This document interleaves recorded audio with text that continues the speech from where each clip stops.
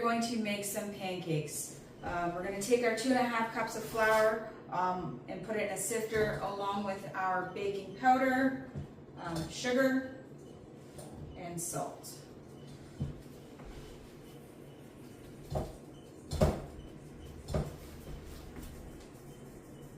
I do like to sift the flour, add some air into it. It also eliminates any foreign bodies that might be in there.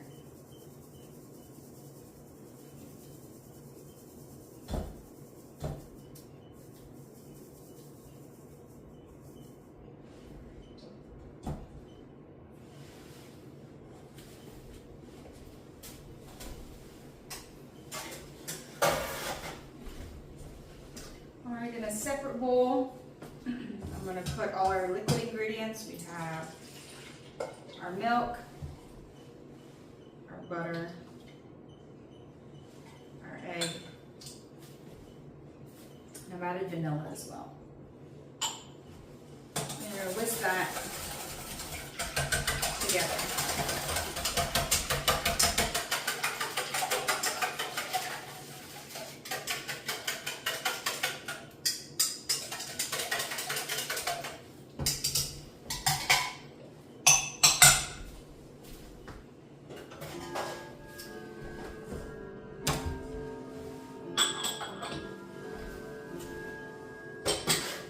I do like to keep a clean working area, so I do clean as I go. One thing that's very important when you're baking, you always want to add wet ingredients to dry. It'll incorporate a little bit better. If you add dry to wet, you're going to get a lot of clumps. So I'm just going to make a little well in my flour, and I'm going to pour in the egg mixture. Make sure I get all that. I don't want any waste. And I'm going to combine this together.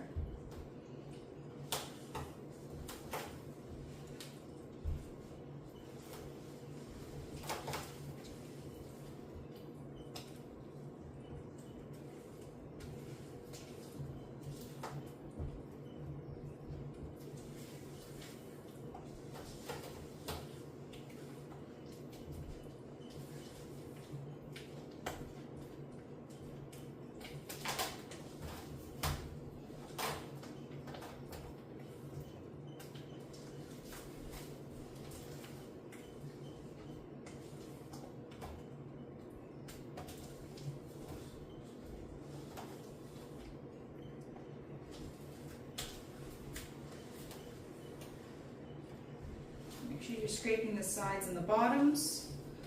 Make sure there's no flour left over. And at this point, I like to add my extra ingredients. Sometimes, the pancake's a very versatile recipe. You get your basic pancake made, you can add whatever you want to. You can add some peaches, you can add blueberries, you can add chocolate bananas. My kids like chocolate chips, you can add chocolate chips. I'm adding some peaches and that I've tossed in a little bit of clove. I don't like cinnamon, so I use clove instead. So I'm just gonna put that in there, and then I'm gonna just gently fold that in. You don't want to over mix it. Now the thing with, anytime you're working with flour, I like to let it sit for a little bit. Flour is a really complex protein.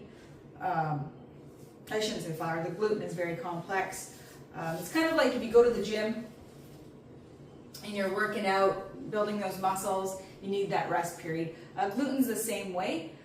Once you mix that, you let it sit, let it rest, and then you let it rebuild that structure, and you're going to get a much better structured pancake than if you plop it in the pan right away. All right. I'll just put that aside for a few minutes.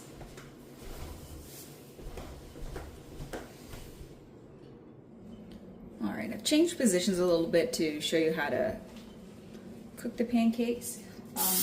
I'm gonna add a little bit of spray to the pan. You can use butter, but I'm using spray. You're gonna wanna turn the pan on to a medium heat. And then I like to use a ladle just to ensure consistency with size. So about a 1/4 cup of your pancake can go in here. And what you're gonna do is wait until it bubbles along the edges and it becomes opaque on the top, and that's when it's time to flip. The second side always cooks faster than the first side. All right, we're just about there. You're gonna see we've got some bubbles along the side or on the top, and then we've got this nice opaque texture. You wanna just get underneath of that and give it a nice flip. And don't mind my spatula, it's broken. I've had this thing probably 20 years.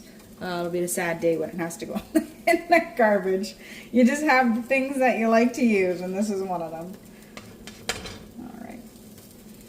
And we'll just, again, the second side cooks way faster than the first side, so don't walk away. All right, so here's the finished product. I'm gonna be honest, the first pancake didn't make it out of the pan. It went right into my mouth.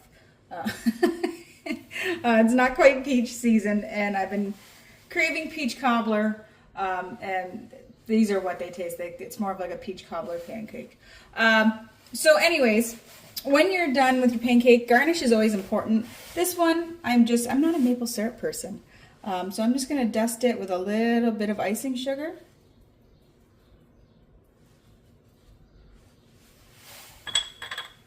And then I went out to the garden and I have some mint and lavender. Bon appetit.